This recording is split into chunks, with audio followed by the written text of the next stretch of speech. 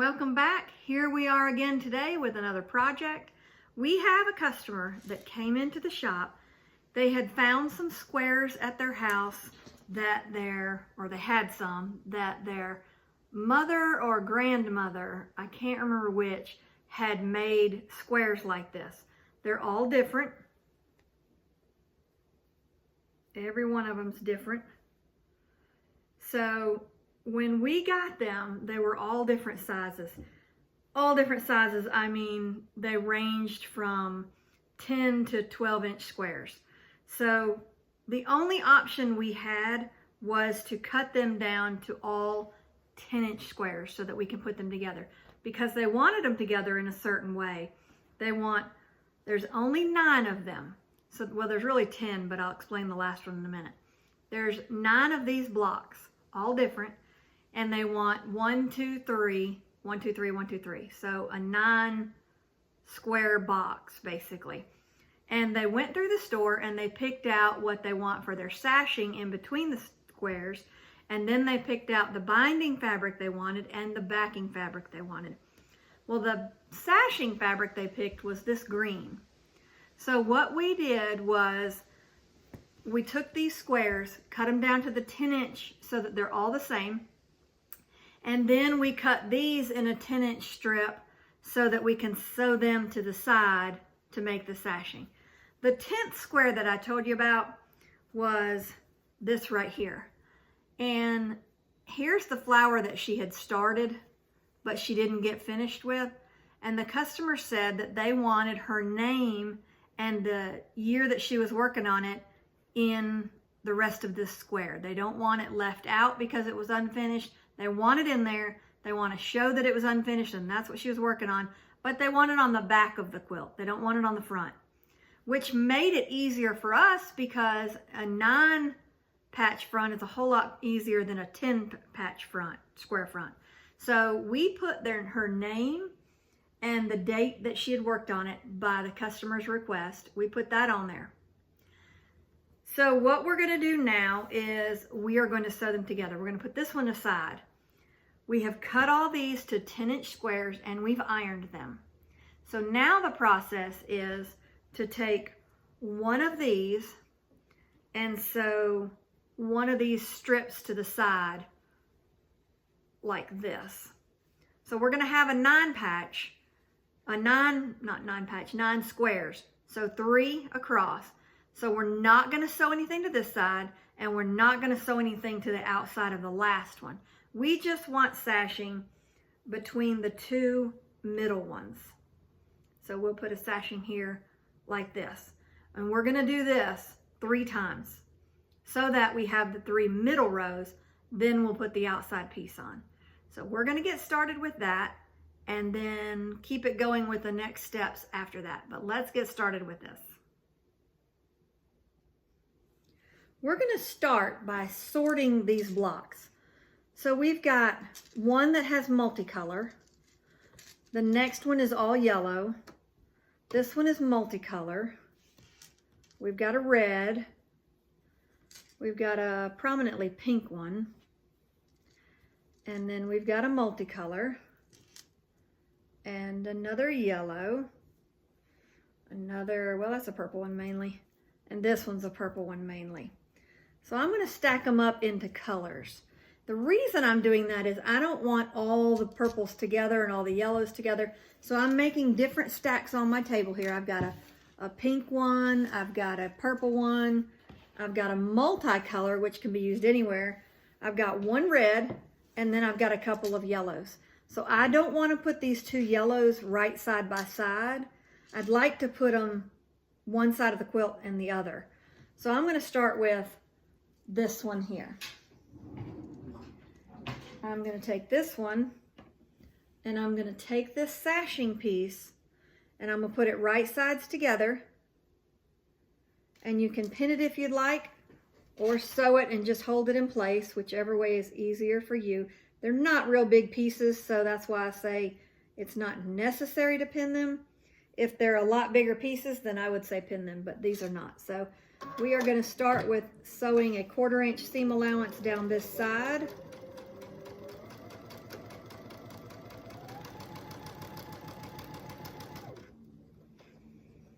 making sure it stays straight.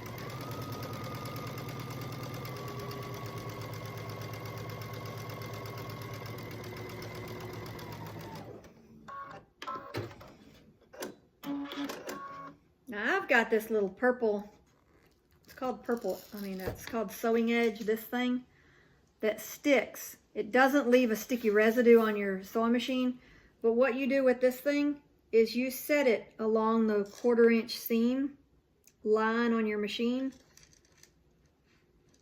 and just put it straight down, and then it sticks. And what happens is when you put this fabric over here to sew, it's got a tiny little lip on this thing so that the fabric won't slide over it. It goes straight on that edge. It's just like the seam allowance tape, only it provides a little lip to it, so I prefer this one. But that's what that purple thing is, if you're asking. Someone else had already asked. Okay, so I'm gonna take this, and I've got my iron hot over here. I'm gonna go ahead and open this. I'm gonna iron it flat like this, then I'm gonna open it up. Because when you iron it first like this, and then you open it up, it tends to make it a little flatter, and it just looks better, so that this back seam doesn't go both ways or get crazy on you. I set the seam by sewing it like this. Ironing it like this. And then I open it up and iron it. So now my piece is really flat.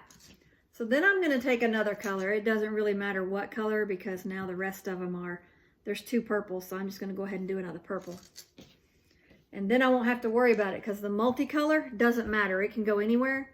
And then there won't be a purple or a yellow beside each other. So I'm gonna take this one, and I've got the yellow one here, I've got the purple one here. I'm gonna sew them right sides together at a 1/4 inch again.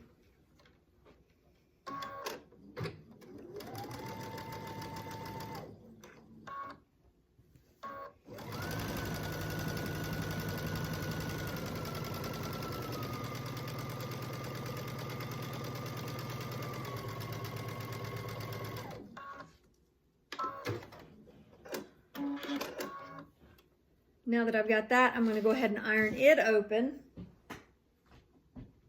Same way I did that green piece, I'll iron this one. Then I'm going to grab one more of the sashing pieces and sew it right sides together right here.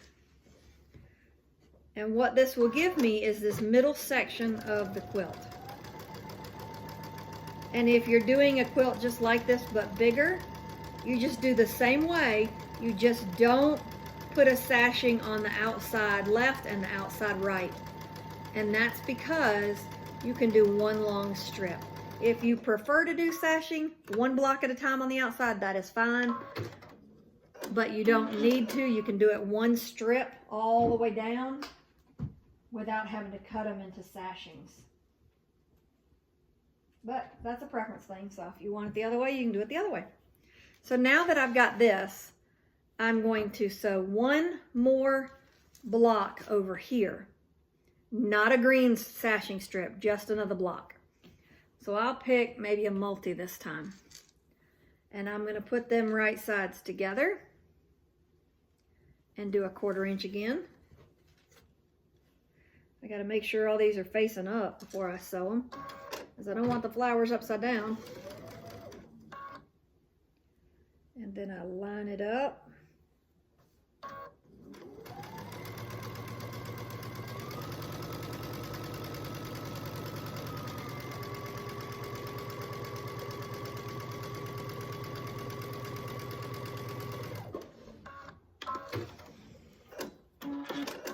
And then I'll iron this open. I'll iron it flat like I sewed it. Then I'll open it up and I'll iron it flat. So now I've got this piece. I've got a block, a sash, a block, a sash, and a block. So that's 3 blocks. So there's 1 row of my quilt already done. So I'm going to put it to the side. And remember, I started with a yellow and then I did a purple. So I'm not going to do a yellow or a purple on the next row because I don't want them touching. So I'll pick maybe the red first, and then a sashing. Make sure I got it up right.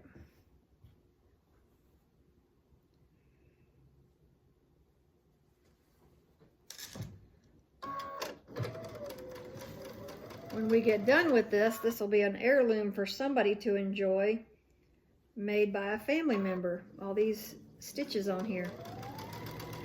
Some pretty embroidery.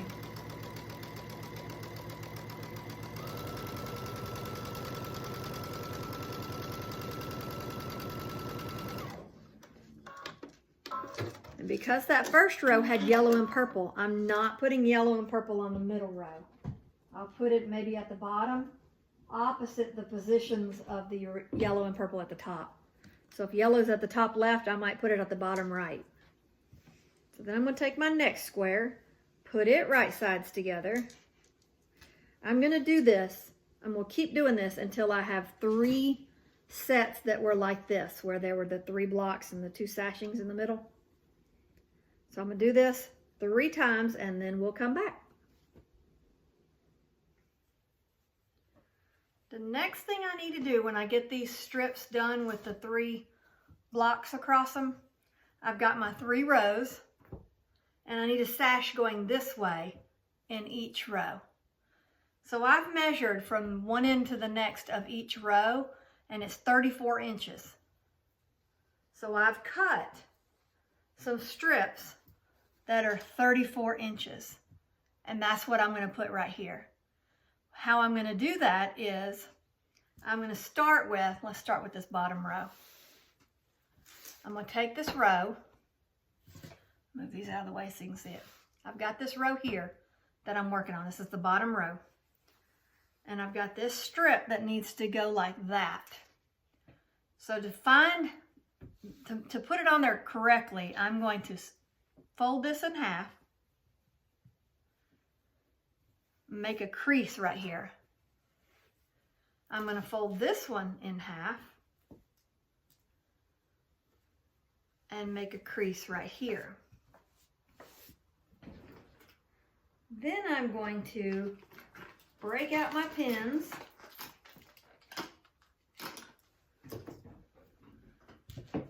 I'm going to open this up. There's my crease. I'm going to open this up, and there's my crease. I'm going to line those creases up like that. Then I'm just going to flip them on top of each other, and those creases will be my middle mark, my center of my row. I'm going to pin them in place. Then I'm going to take the sash and lay it out, and I'm going to pin from one side to the other. Doesn't matter which side you go, left or right. It just matters that you start in the middle and you work your way out.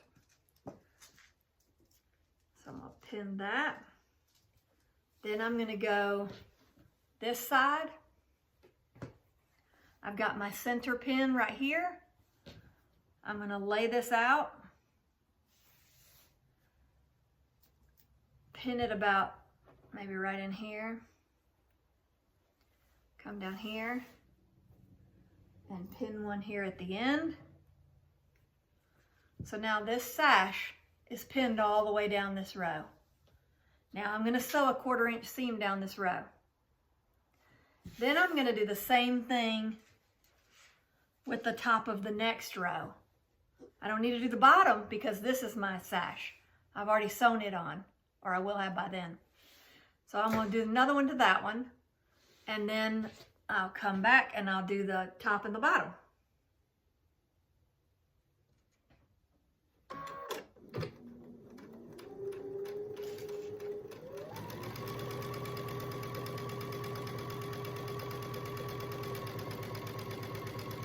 I'm not pushing this thread through, I'm just guiding it.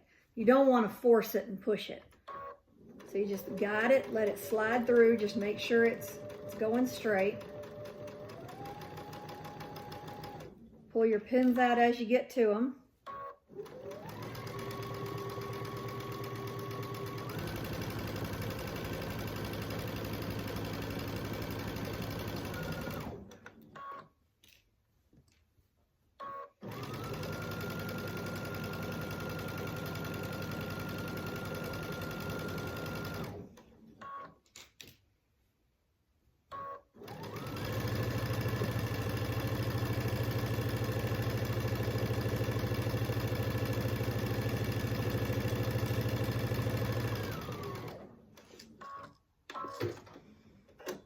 once I get this row done, I'm going to iron this open, and then there's 3 rows in this quilt. So I'm going to do this to all 3 rows.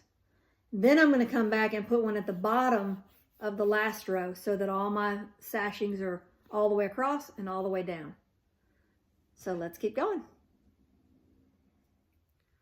Now that we've sewn our sashing for the rows on the top of each row, they'll look like this. There's row 1.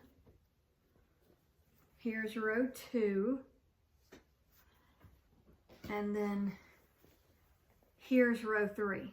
Because row 1 has the sash across the top, then it already has the top sashing.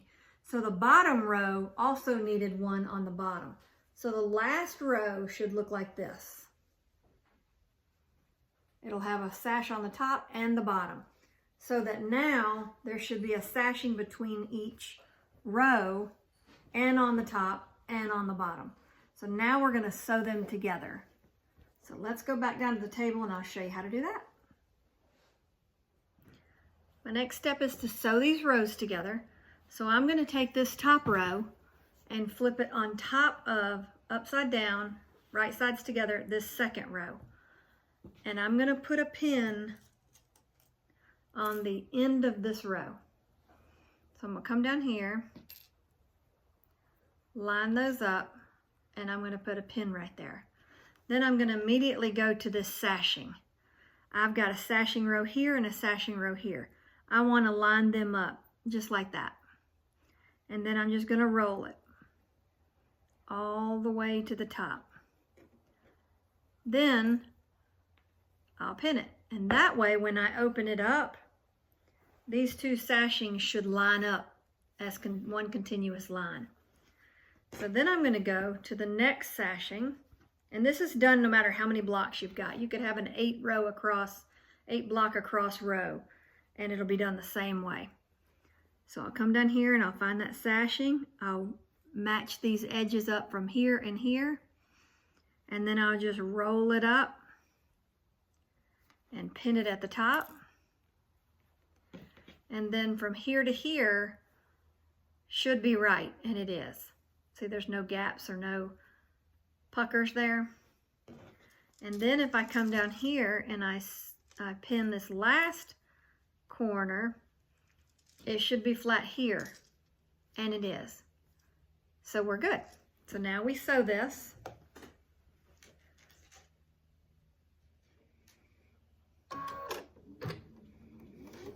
And I'll use 1/4 inch seam again. Just make sure it stays lined up.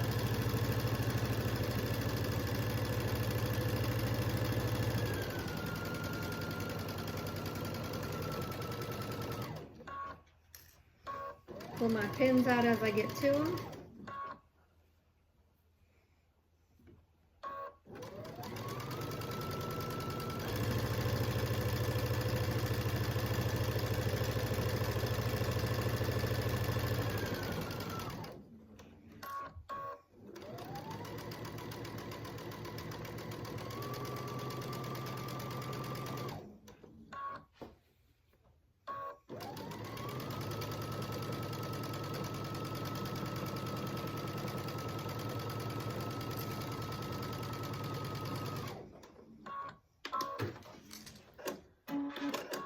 And then when I open this up, the sashing continues on. And it's straight across there and straight across here. So it looks like it's one continuous strip. So then I'm going to take, that's my top 2 rows, I'll take my bottom row and I'll sew it on just like I did that one. Make sure I don't put it upside down. I'll sew it on just like I did the one just a minute ago. And then all I have to do is the sides and we're done with this quilt. Or the top anyway. So let's pin it the same way we did the last one. And then we'll come back and do the sides.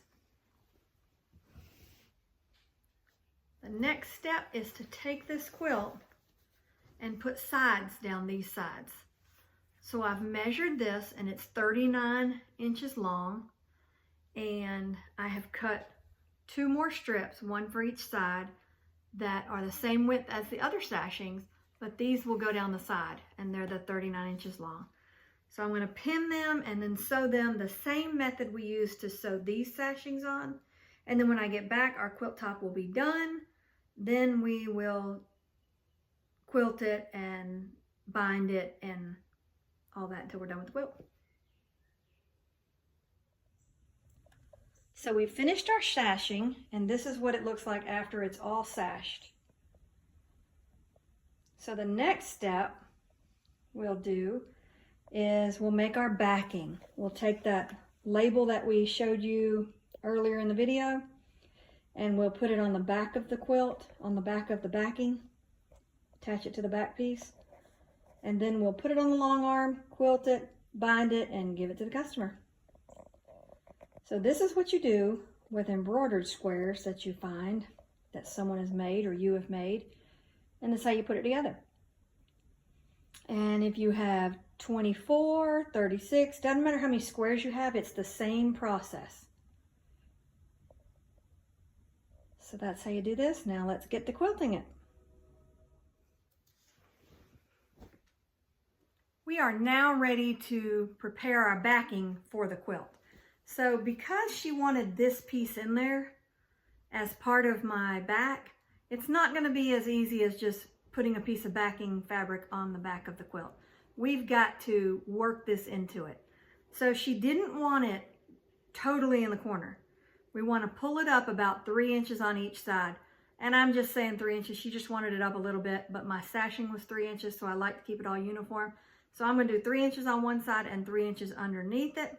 So because I've got to roll it on the long arm, I need a little bit more than 3 inches down at the bottom because I'm going to have to roll it up on the machine.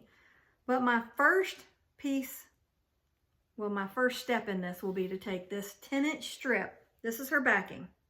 So I'm going to take this 10-inch strip and I'm going to sew this to the end of it. And then I'm going to sew this piece to the side of it so that I'll have the extra piece on the side. I want it a little bit bigger than the 3 inches that I'm going to cut it down to because I need it on the long arm in case when I'm putting it on there, I like to have extra on the sides, and I have to have extra on the top and the bottom so that I can roll it on the machine. So I'm going to sew this to this down one side, and then I'm going to sew this to the other side, and then we'll come back and put it together.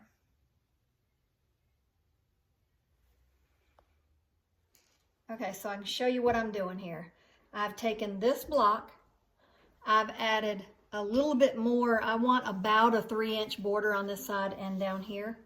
I've added a little bit extra because I'm going to be putting it on the long arm. So I've added about 6 inches to the side and 6 inches down here.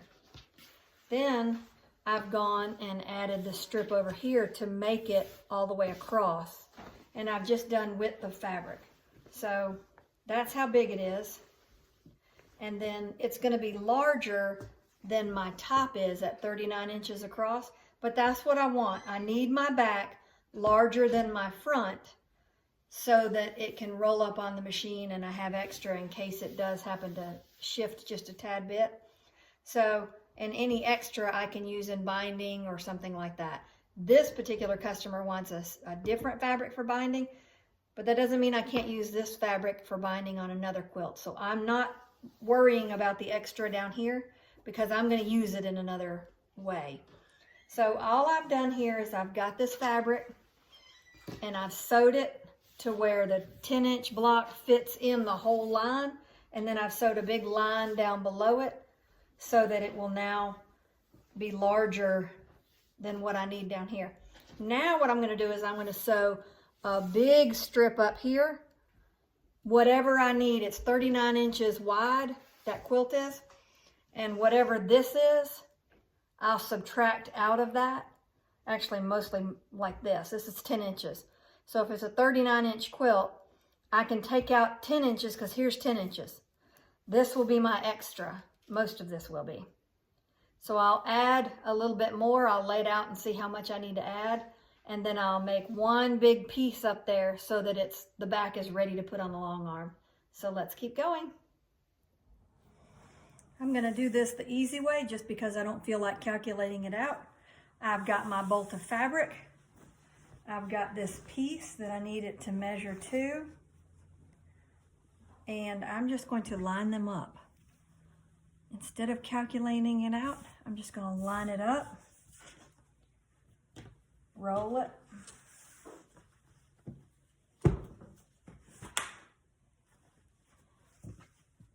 keep it going. I have done this method for years when I don't feel like figuring it out. I don't feel like doing the math, this is what I do. Line it out, make sure it's flat, and this right here is what I need to cut at. So I'll cut down this, and the strip that I just cut, I will now sew to the top of this piece, and then I'll have enough for my backing to roll on my machine and start quilting. So the next step is to sew this piece to the top of here, then we're going to put it on the long arm and start quilting it. Once I sewed those pieces together, it now looks like this, and it's one continuous big backing so that I can put it to the back of the quilt. So I'm taking it to the long arm now and going to start quilting it.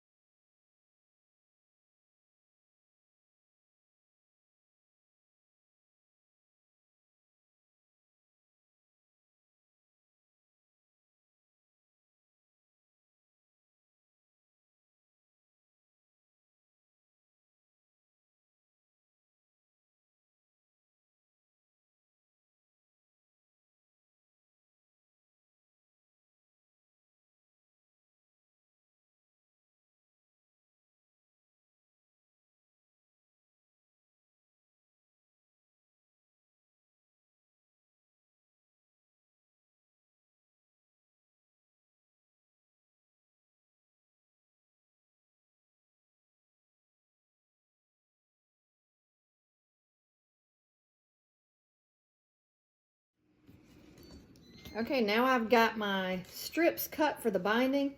I'm going to take them like we've done before and take them in right sides together at the angle like this. I'm going to sew from here to here, and then I'll cut that little triangle section off that we don't need.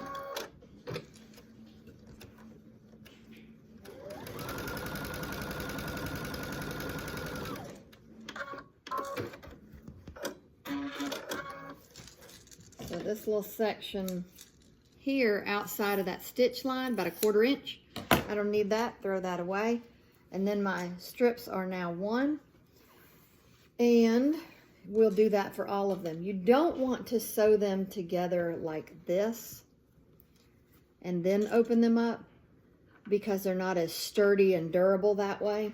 And binding is on the edge of a quilt. So if you're going to pull at the quilt while you're using it and pull it up to you or whatever, you're 9 times out of 10 going to be pulling it from that binding.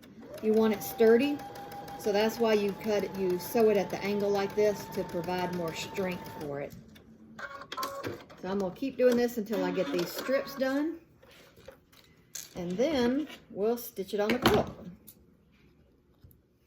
We've now got our binding folded in half, and then we're going to take it down one side of the quilt you always want to pin or wonder clip one section, go down about maybe 8 inches or so, start sewing it on at a 1/4 inch, and when I get to the corner, I'll show you how to do that corner. When you get to the corner, stop about a 1/4 inch from the corner, take it out from under the needle, take it and fold it like it's going the same direction but opposite side. So fold it up like that. It'll cause this crease right here. Put your hand there, flip it over your hand, and then hold it down. And now it's going in the direction it needs to go. We're going to stitch it all the way from the corner, not a 1/4 inch in. We're going to stitch it directly from the corner. And you'll go in just a little bit because this is the side that my binding started on. And I'm going to get about, I don't know, this far away from where I started and stopped.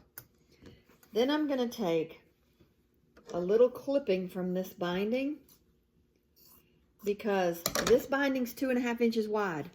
So I sit it right here because I need a 2.5 inch overlap, and I line them up and I cut equal to the end of that piece we put in here. Throw that away. Then I take this clip off, put these right side together, just like we did when we combined the bindings strips earlier. And this is how we're going to combine the first strip to the last strip. Same way we did the other ones.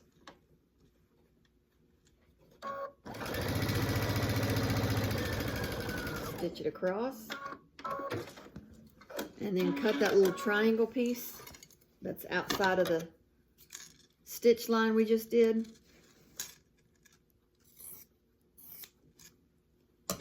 And now it fits perfect.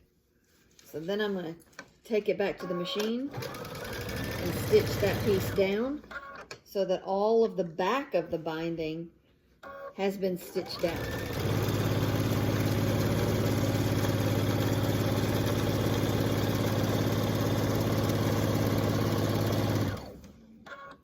Once I'm done with that, I'm going to flip it over. I'm going to start near a corner so I can show you what I'm doing. I'm going to flip it up like that. Take it to the needle. Start stitching it down. When I get near the edge, I'm going to do all 4 corners just like this. It's going to, let me take it back out and show you one time out. It's going to be like this. You're going to pull this back binding up so that it's like this all the way around. Then you're going to take this and you're going to stitch it down. When you get to the corner, you'll have that crease like we did with the binding strips. And you'll just pull it up. And then it'll look like this in the corner, and that's how you want it. And then you just stitch it around. And that's how you do the binding. So once we're done binding the quilt, we are completely done. And let me show you what it looks like. It looks like this.